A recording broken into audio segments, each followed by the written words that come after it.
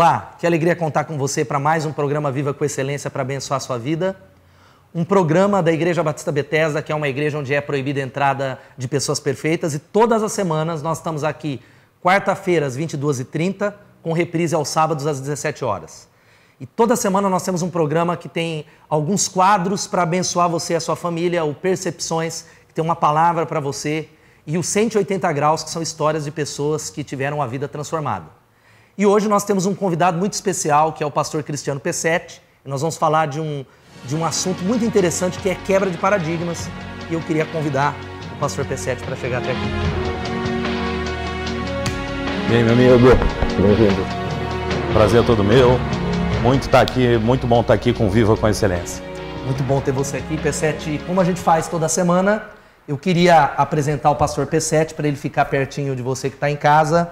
O pastor Pessetti, ele é bacharel em filosofia pela Faculdade João Calvino, pós-graduado em terapia da família e é pastor da Igreja Batista Referencial de Vida lá em São João do Meriti, na Baixada Fluminense. E hoje eles contam aí com quase 200 células que se reúnem nas casas no Rio de Janeiro e é também docente nacional do Instituto Haggai, que tem uma ênfase em liderança. É muito bom ter você aqui. Pessetti, para a gente começar a nossa conversa aqui sobre quebra de paradigmas, eu tenho ouvido falar muito do seu ministério, que vocês têm realizado coisas diferentes, é um ministério com uma filosofia diferente, uma visão diferente no Rio de Janeiro. Me fala um pouquinho sobre como é isso lá em São João do Meriti. Assim, Ricardo, queria começar dizendo que eu estou muito feliz de estar aqui. Acredito que viver com excelência hoje é algo muito relevante e o tema desse programa tem tudo a ver com isso. Quero dizer que muito obrigado por estar aqui, é um prazer realmente. É nossa. E assim, a minha igreja fica em São João de Meriti, espalhada por São João de Meriti. Tem outros lugares da Baixada Fluminense, mas em geral a igreja tem muitas células em São João de Meriti. São quase 200 células. São quase 200 células e assim, São João de Meriti tem um perfil. É a primeira cidade dormitório depois do Rio de Janeiro. É a cidade com maior índice de casos de hanseníase e analfabetismo do Brasil. E assim, se não é uma das maiores cidades com maior caso de hanseníase e analfabetismo no Brasil. Agora, interessante falar sobre isso é por causa da densidade demográfica de São João de Meriti, que é uma das maiores do mundo. São João de Meriti conta aí com 700 mil habitantes em 19 quilômetros quadrados. Então, assim, tem muita gente, muitos problemas sociais, muitas dificuldades. É uma cidade com uma característica econômica de pobreza, tem esse perfil de pobreza na cidade. E assim, então, com um contrassenso sobre isso, é uma cidade com um número muito grande de evangélicos. Tem muitos evangélicos. Então é estranho, é muito contraditório isso. Uma cidade com muitos problemas e com uma realidade religiosa de excelência, que é a filosofia evangélica, de excelência, de honestidade, de ajudar o próximo, de ajudar o próximo a resolver os problemas dele. Então, assim, é um paradigma, porque como pode uma cidade ter tantos evangélicos e ter tantos problemas? E a realidade social talvez não está mudando, é isso? Não está mudando, tão difícil tudo. Então a minha igreja nasce com essa pegada dessa quebra de paradigma, de tentar ser uma igreja relevante, uma igreja realmente na contramão do que está acontecendo em São João de Meriti, e nós estamos tentando fazer a diferença na cidade. Então, por exemplo, recentemente criamos um projeto que é um pré-vestibular infantil. Nós entendemos que se pegarmos o adolescente e tentarmos treinar o adolescente, ensinar o adolescente para passar no vestibular, não dá tempo. Porque ele teve toda a sua infância um ensino não tão eficaz. E agora você tentar ensinar o adolescente para passar no vestibular concorrendo com outros que já vinham se preparando é muito difícil. Então nós idealizamos um projeto social que se chama Geração Referencial, onde nós pegamos crianças de 5 a 10 anos para fazer um pré-vestibular infantil, tentando mudar a realidade social e econômica na vida dessas crianças. Na nossa conversa anterior aqui, você vem de uma igreja batista histórica, que o nome da igreja era a Segunda Igreja Batista em Coelho da Rocha. A mudança de nome, referencial de vida, tem a ver com essa questão da quebra de paradigmas? Fala um pouquinho por que essa mudança do nome da Sim, igreja. muito bacana essa pergunta. Interessante que poucas pessoas perguntam sobre essa mudança de nome. Muito legal. É o seguinte, Segunda Igreja Batista em Coelho da Rocha. O nome é a segunda de um bairro, tudo bem?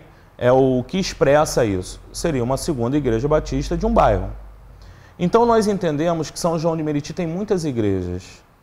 Mas quantas igrejas têm sido realmente um referencial para a cidade de vida? Um referencial para a sociedade, um referencial para o Brasil.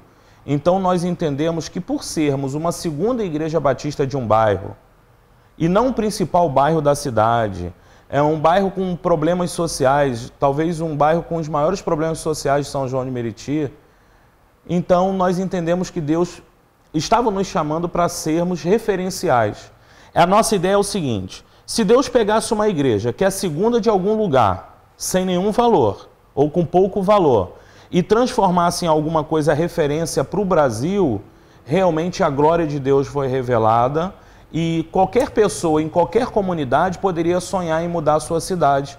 Porque se uma igreja qualquer, em um bairro qualquer, conseguiu mudar e ser referencial de vida para fora dela, então qualquer igreja poderia ser. Esse é o nosso sonho, fazer com que outras igrejas sonhem em ser referenciais de vida para a sua cidade. Eu tenho ouvido tantas histórias que vocês têm contado nesse aspecto de vidas, né, que estavam no fundo do poço, e como você já falou que São João do Meriti tem um alto índice de pobreza, até de analfabetismo, como você falou.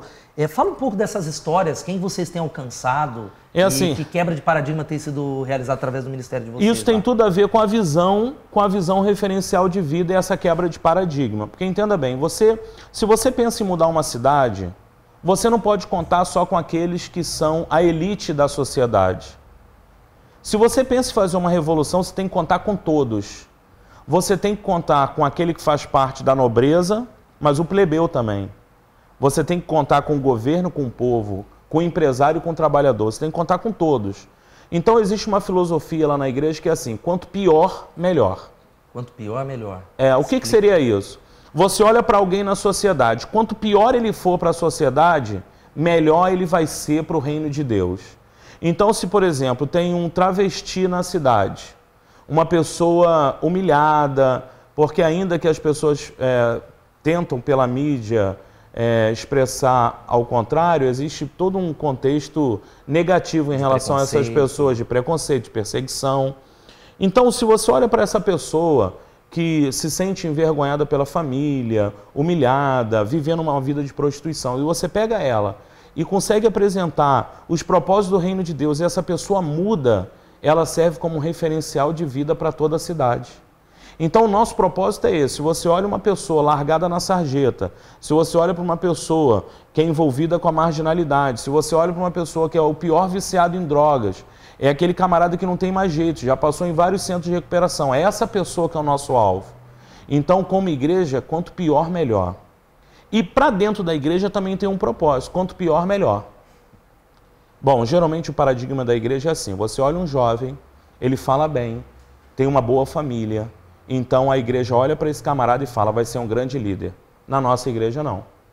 Nós olhamos para um jovem e vemos assim, como ele é problemático, como ele não sabe muito, como ele não tem uma família estruturada, é esse cara que vai ser um grande líder.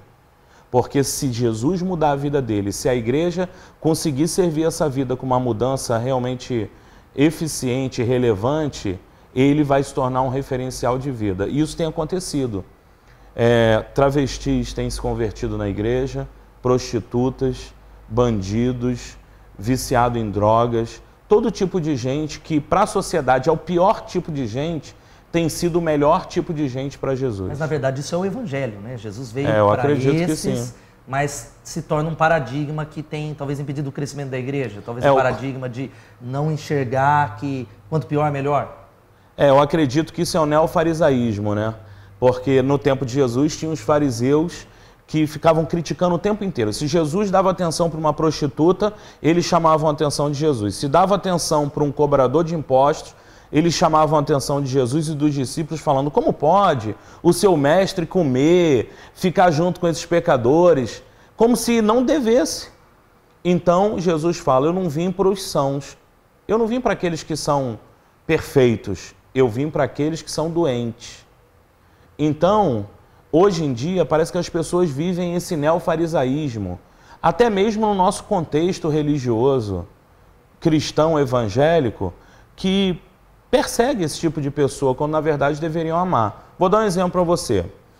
No cristianismo, por exemplo, nós entendemos que a homossexualidade, o homossexualismo é reprovado pela palavra de Deus. Se entra um homossexual, um casal de homossexual na igreja, ele não pode entrar de mão dadas. Por quê? Se um hétero pode entrar, ele não é um pecador? E o outro também não é?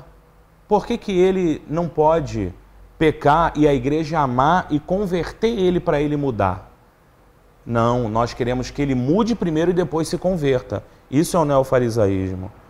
Então nós vivemos isso, essa polêmica do querer que a pessoa seja perfeita. Principalmente na prática, porque às vezes na teoria o discurso é bonito em alguns lugares. É verdade. E assim, nós queremos que a pessoa mude para depois valorizarmos. Eu não vejo isso em Jesus. O que eu vejo é Jesus valorizando para depois a pessoa mudar. Fazer uma outra pergunta que, dentro desse processo que vocês têm experimentado, de quebra de paradigmas, as células têm sido um fator importante. A Igreja Batista Referencial de Vida é uma igreja em células, assim como a Igreja Batista Betesda. Me fala um pouquinho sobre a questão dos grupos, como é que isso tem sido usado para quebrar paradigmas nessa questão da igreja? Excelente. Por exemplo, outra questão que envolve a visão referencial de vida. O paradigma evangélico cristão é que a pessoa vai à igreja aos domingos. Eu vou à igreja. Você foi lá na igreja, mas a igreja não é prédio. Igreja somos nós. Então a ideia não é você vai na igreja, eu sou a igreja. Então esse paradigma é muito ruim, porque as pessoas às vezes estão dentro de comunidades cristãs evangélicas, mas não têm relacionamento. Como as pessoas aí fora no mundo estão em busca dos Facebooks, dos chats que conversam o tempo inteiro, mas na verdade não tem relacionamento. Então, o que nós entendemos? Nós implantamos as células como um modelo que potencializa, facilita e é um grande instrumento para proporcionar relacionamento, porque aqui entre nós, Ricardo, Facebook é maneiríssimo. Mas quando o camarada está lá no hospital, o camarada ele não manda a foto de um abraço e mesmo que mande não vai resolver. Se o camarada estiver passando fome em casa, que é a realidade social da minha cidade, não vai adiantar eu no Instagram tirar uma foto de 1 quilo de arroz e mandar para ele. Não vai fazer diferença. Então é onde entra as células, porque as pessoas estão sempre em contato. Então quando há uma necessidade, a necessidade é atendida. E é um paradigma diferente de igreja, não é uma igreja de culto. Eu assisto o culto e volto para casa, sem nenhum relacionamento. Muito mal contatos de porta de igreja que aperta a mão. Não. Nós entendemos que esse não é o paradigma de relacionamento que nós queremos viver. Porque uma igreja de células é uma igreja baseada em relacionamento. Nós queremos viver um relacionamento profundo, de contato, de amizade, que nós chamamos de vida na vida. E isso nós alcançamos através das células e dificilmente através do culto. Antes da gente continuar a nossa conversa, nesse último final de semana aconteceu a Conferência Impressão Digital, que é uma conferência de células da Igreja Batista Betesda, que você foi um dos preletores, e eu queria que você de casa observasse o que aconteceu nesse final de semana.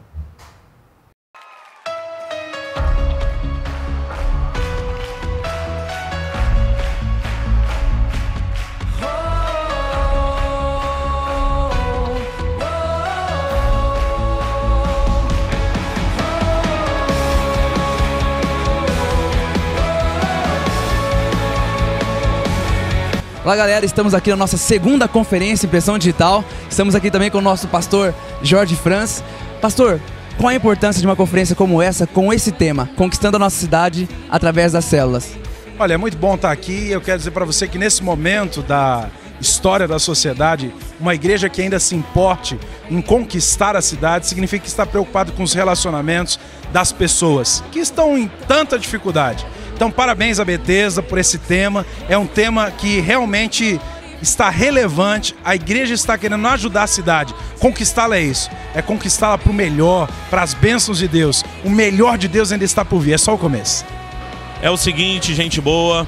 Conquistando nossa cidade através das células é extremamente relevante porque vivemos tempos difíceis no Brasil, de muita manifestação, muita desigualdade social, muita problemática em relação a essa questão de injustiça social.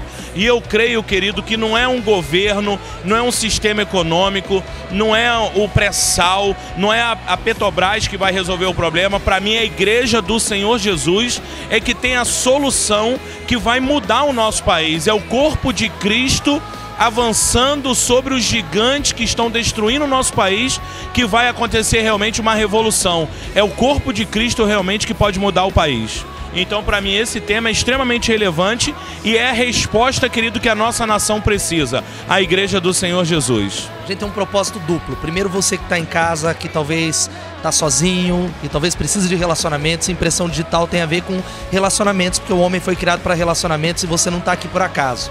O segundo propósito é você que segue a Jesus, você que faz parte de uma igreja. Deus tem um plano através da sua vida que é alcançar pessoas. Deus quer usar você. Você não foi chamado por Deus para ficar só num banco, só participando de uma comunidade, só recebendo, mas Ele quer usá-lo além daquilo que você imagina. Esse é o principal propósito da nossa conferência Impressão Digital. Você acompanhou o que aconteceu nesse final de semana, na nossa conferência Impressão Digital. E P7, conferência Impressão Digital, uma conferência da visão celular, que fala dessa questão que a gente tem conversado. E um grande paradigma na igreja evangélica é que muitos pastores ainda têm medo dessa questão das igrejas que se reúnem nas casas, talvez por alguns prejuízos de alguns modelos que causaram prejuízos, mas minha pergunta para você é um medo? Por que isso acontece? Porque ainda pastores são reticentes e têm medo dessa questão das células. Ricardo, na verdade é medo mesmo. Esse é um paradigma que o líder precisa vencer o tempo inteiro na vida dele. Se olharmos para a palavra de Deus, a Bíblia, vamos perceber que os grandes líderes da palavra de Deus, Moisés teve medo, Paulo teve medo, Gideão teve medo. Pessoas tiveram medo de levar o grupo a uma mudança. Agora, o que leva esses pastores a terem medo? Existem vários fatores. Um que me chama muita atenção é aquela comunidade repressora, que o pastor não pode errar. Isso prejudica muito a liderança, porque ele se sente muito responsabilizado pelo erro. Isso é muito ruim. E existem correções, punições para aquele líder que erra. Um paradigma muito bacana que acontece lá na Referencial de Vida é justamente o contrário. Nós não temos medo de errar. Eu não tenho medo de errar, porque eu sei que o dia que eu erro, eu posso chegar lá diante da minha comunidade e falar: galera, errei. Errei, o efeito não foi bom, o resultado não foi aquilo esperado, não atendeu a expectativa, então vamos voltar para aquele caminho?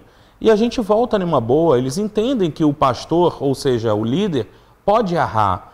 E muitos pastores têm medo e muitas comunidades acusam o pastor por não estar implementando, por não estar mudando, mas quando na verdade é muito do efeito da comunidade sobre a vida do líder, que não confia, que não deixa ele errar. Porque é aquilo, ele vai errar 5 vezes e vai acertar uma, e aquela uma vai valer pelas 5. Mas tem a ver também com o medo que as pessoas têm, ou talvez associar que igreja é o templo. Ou eu vou à igreja, tem a ver com isso? Eu acredito que todos esses fatores que envolvem esse paradigma de falta de relacionamento, que igreja é prédio, que igreja é monumento e não um movimento, porque nós sabemos que Jesus ele criou um movimento e não um monumento. Todos esses paradigmas influenciam para que a liderança hoje, eu digo liderança, os pastores, não queiram implementar uma visão celular em suas igrejas, que na minha visão vale a pena, é algo que vale a pena você experimentar essa mudança, porque você vai ver que muitos paradigmas que devem ser quebrados no nosso meio, de relacionamento, de evangelização, da responsabilidade de cada um com o discipulado, vai ser quebrado através dessa dinâmica celular, dessa implementação dessa igreja de relacionamentos. Que a igreja em células é uma igreja baseada em relacionamentos. E dentro disso, P7, há um tempo atrás, a capa da revista Veja teve uma reportagem que na sua capa estava lá sozinhos.com e mostrou que nenhum outro país, as redes sociais crescem tanto como no Brasil. O Twitter, o Instagram, o Facebook, hoje tem uma audiência mensal de mais de 40 milhões, acho que creio que mais do que 40 milhões de pessoas, que tem muitos amigos virtuais, mas essa reportagem mostrou que ter muitos amigos virtuais não deixa ninguém menos solitário. Como é que a igreja, as células que nós temos falado, pode cumprir essa lacuna da solidão na vida das pessoas que estão sozinhas lá em casa e solitárias e sem relacionamento? A Bíblia tem uma frase que diz que na angústia nasce um irmão. Entenda bem, o que eu percebo muito nas redes sociais, vou inverter o papel aqui, tudo bem? Vou quebrar esse paradigma. Você tem a prática de estar no Facebook? Sim. Quantas vezes você já se sentiu mal por alguma coisa que alguém escreveu ou postou? Algumas vezes. Bom, o efeito do Facebook muitas vezes é negativo na vida das pessoas. A gente entra para se aborrecer, para ficar chateado, para ver o que não presta. E o que eu percebo é que as pessoas entram no Facebook buscando um relacionamento, mas na verdade nunca vai ser aquele relacionamento do olho no olho, do aperto de mão, no momento da angústia poder oferecer o ombro amigo. Então o Facebook é muito maneiro, mas no momento da angústia ele não vai oferecer o irmão que vai estar do lado. E o que eu percebo é que a célula é essa resposta para esse Brasil que vai para as redes sociais. Porque as pessoas estão em busca de relacionamentos, elas estão com muitos contatos. Quantos contatos tem no seu Face? Quantos amigos? 1.750. Mas se você passar por um momento difícil, se você errar, se você tropeçar, não vai ter um ao seu lado. E a célula não é isso. É no máximo 10, 15. Mas no momento que você precisa, aqueles amigos estão do seu lado. É o que a Bíblia diz, que na angústia nasce um irmão. Ou seja, a célula oferece isso, quando na verdade nenhuma rede social vai oferecer no mundo. P7, antes da gente encerrar a nossa conversa, nós vamos ver um quadro agora que é o 180 graus, que são histórias de vidas que foram transformadas. Nós vamos ver a história do Wesley, que tem a ver com isso que nós estamos conversando. Muito legal.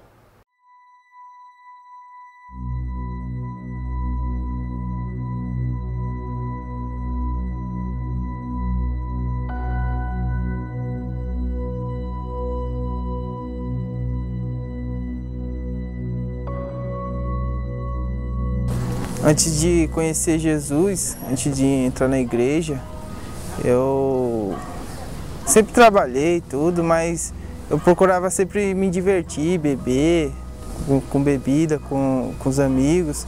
E essa para mim era a única diversão, a única alegria da minha vida antes.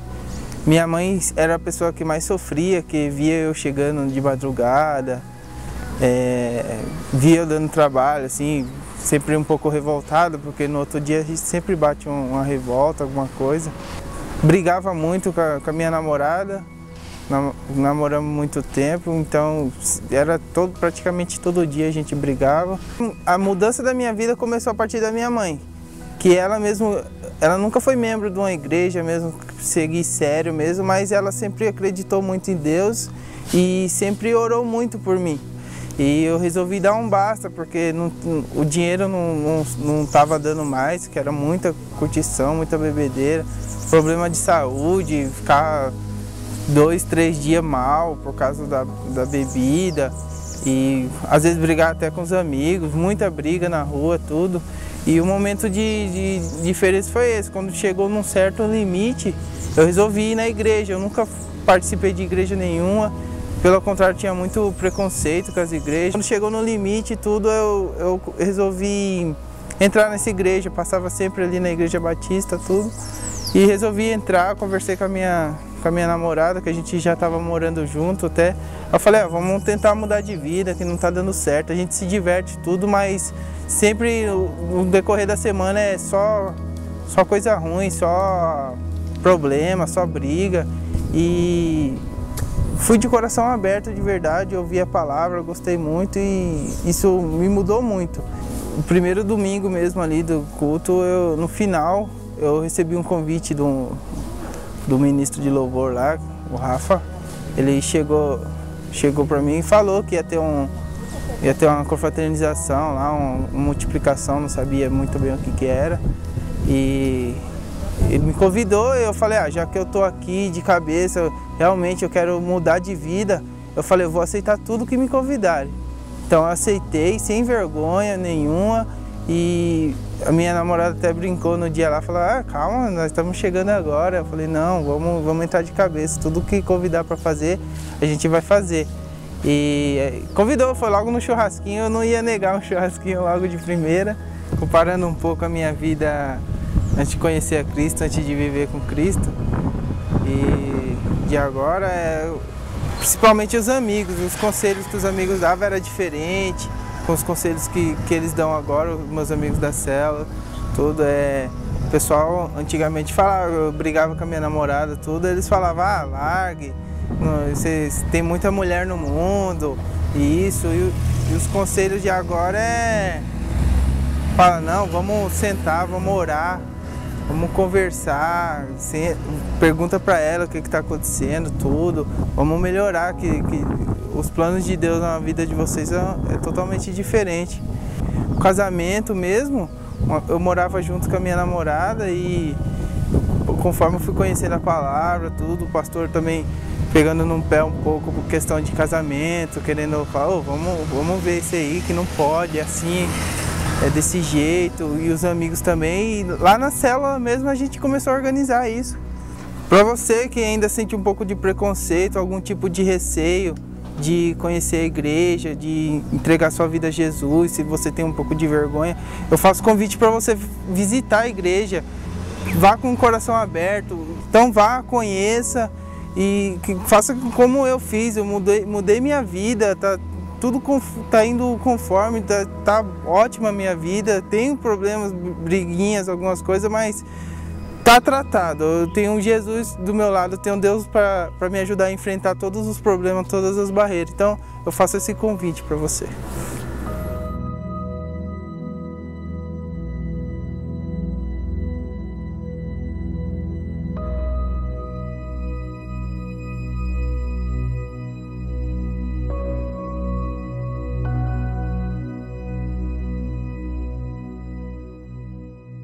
Obrigado, Wesley, por nos inspirar com o seu testemunho. E você que está em casa, lembre-se disso, Jesus pode mudar a sua vida. P7, para a gente terminar a nossa conversa aqui, que conselhos ou que palavra você teria para deixar para quem está em casa, que está experimentando solidão, que precisa de uma palavra de esperança? Que conselho você daria para aquela pessoa que está lá do outro lado? Querido, você que está passando esse momento de angústia, de solidão, o conselho procure uma célula da Igreja Batista Betesda. Eu tenho certeza que, como a Bíblia diz, em todo tempo ama um amigo e na angústia nasce um irmão. Eu tenho certeza que você que está nos ouvindo, que percebeu o testemunho do Wesley, que tem a ver também com relacionamento, porque ele alcançou isso através de pessoas. Pessoas foram instrumentos de Deus para mudar a vida dele, e eu tenho certeza que pessoas que estão lá na célula da Igreja Batista Betesda serão instrumentos de Deus para abençoar você, te tirar dessa solidão tão angustiante. Olha, eu tenho certeza que Deus vai usar pessoas para te abençoar. E ainda que você se sinta o pior, eu quero dizer que essa filosofia, quanto pior, melhor, chegou aqui em Piracicaba também, através dessa igreja. E por mais que você esteja se sentindo pior, quero te dizer, Deus te ama e quer usar essa igreja para te abençoar. P7, muito obrigado aí pela sua participação, que muito nos abençoou. Valeu, irmão. O que eu tenho a indicar a você que está em casa, se você quer conhecer alguma célula, que são grupos pequenos que se reúnem nas casas, você pode ligar nesse telefone 3421-5618, 3421-5618, ou enviar um e-mail para secretariabetesda@gmail.com, secretariabetesda@gmail.com, que nós queremos abençoar a sua vida. Agora você que está em casa vai ficar com os eventos que estão acontecendo na Igreja Batista Betesda, fique ligado. Marque na sua agenda. Nos dias 26 e 27 de abril, a Betesda estará comemorando 8 anos com uma grande festa de celebração no Clube Atlético Piracicabano. No sábado, teremos uma celebração especial com a banda da Vineyard, Piratininga. Somos uma igreja em células e semanalmente nos reunimos nas casas em centenas de endereços. Venha participar conosco. Receba uma palavra de esperança todos os dias. Ligue para a vida. Um serviço diário de mensagem para o seu coração. É só ligar. E no dia 21 de abril, às 19h30, teremos o nosso checklist, onde o pastor Ricardo Kapler ministrará uma palestra com o tema Os 5 níveis da liderança. Todos os sábados, encontro da Juventude Live. Às 18 horas, Live Evolution para jovens de 12 a 17 anos. E às 20 horas, Live Livre para jovens de 18 a 36 anos. E nos domingos, nossas celebrações são para toda a família. às 18h30, no Clube Atlético Piracicabano. Acompanhe a Bethesda nas redes sociais: Twitter, @IBBethesda, Facebook, Igreja Batista Bethesda. E acesse o nosso site www.batistabethesda.org.br. No Percepções de hoje, eu quero começar lendo um texto maravilhoso da Palavra de Deus que se encontra em Mateus, capítulo 7, de 24 a 27. O próprio Jesus dizendo: portanto, quem ouve essas minhas palavras e as pratica é como um homem prudente que construiu a sua casa sobre a rocha. Caiu a chuva, transbordaram os rios, sopraram os ventos e deram contra aquela casa, e ela não caiu, porque tinha os seus alicerces na rocha. Mas quem ouve as minhas palavras e não as pratica é como um insensato que construiu a sua casa sobre a areia. Caiu a chuva, transbordaram os rios, sopraram os ventos e deram contra aquela casa, e ela caiu. Foi grande a sua queda. A minha pergunta diante desse texto é: qual o fundamento que você tem construído a sua casa, a sua família? Sobre qual alicerce a sua história tem sido construída? A sua vida, ela tem trilhado um curso que vai chegar onde se você continuar da maneira que você tem vivido hoje, da maneira que você tem construído o seu futuro. O perigo é que muitos seguem o trilho da sua vida sem se preocuparem com o alicerce, com a base com a qual se tem construído a sua história. E nesse texto ele nos alerta que aquele que constrói, é uma parábola, é um ensinamento de Jesus dizendo que aquele que constrói a sua vida, a sua casa, sobre a rocha, quando vierem as lutas, quando vierem a chuva, os rios, o transbordar dos rios e baterem os ventos sobre aquela casa, ela não vai cair, ela vai permanecer firme.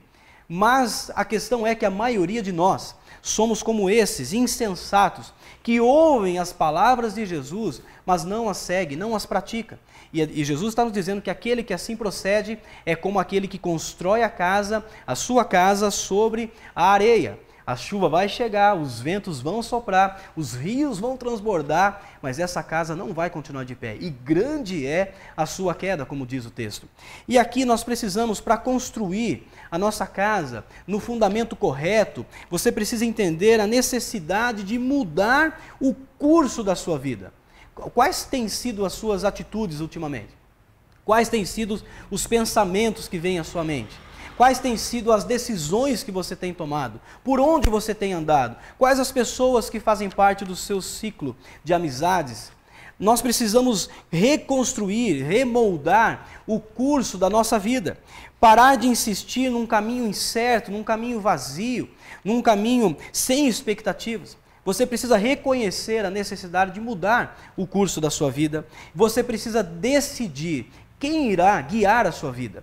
Quem será aquele que vai te dar a direção, que vai mostrar o caminho certo da sua vida? Quem será aquele que você vai escolher para ser o dono da sua vida? É interessante que nós, muitas vezes, inconscientemente, nós somos direcionados pela mídia, pela televisão, por nossos ídolos, as pessoas que são referências para nós. Mas nós precisamos fazer a decisão certa. Eu preciso construir a minha vida sobre a rocha. E a rocha é Jesus Cristo, não é outro. Por isso, essa decisão de construir a sua vida, a sua casa sobre a rocha, ela implica em pelo menos 3 coisas: em você entregar a sua vida totalmente nas mãos do Senhor, nas mãos de Jesus, que quer ser o seu Salvador e quer ser o seu Senhor, aquele que se assenta sobre o seu coração e exerce toda a autoridade na sua vida. Implica em você viver segundo a palavra de Deus, a palavra que é luz para os nossos caminhos, lâmpada para os nossos pés, a palavra que nos enche de sabedoria, a palavra de Deus que nos mostra verdadeiramente o caminho correto para andar.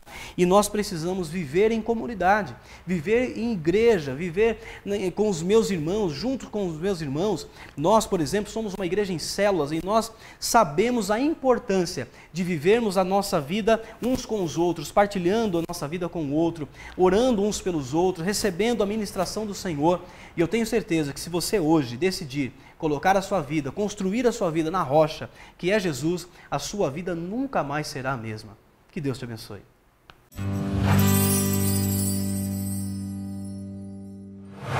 Chegamos ao final de mais um programa Viva com Excelência. E o nosso desejo é desafiar você que está em casa a viver uma vida de excelência em todos os aspectos. Por isso você pode nos acompanhar através das redes sociais, que vai aparecer aqui embaixo. E o nosso desejo é que você seja o nosso maior agente de divulgação. E toda semana nós vamos colocar o programa na íntegra nas redes sociais. Divulga lá para os seus amigos que estão em casa, amigos de trabalho. E se você tiver alguma sugestão para o nosso programa, você pode enviar um e-mail no vivacomecelência@gmail.com, vivacomecelência@gmail.com. Obrigado pela sua audiência. Eu espero você na Igreja Batista Bethesda todos os domingos às 18h30 no Clube Atlético Piracicabano. Semana abençoada. Que Deus abençoe você e a sua família. Viva com excelência e até a semana que vem.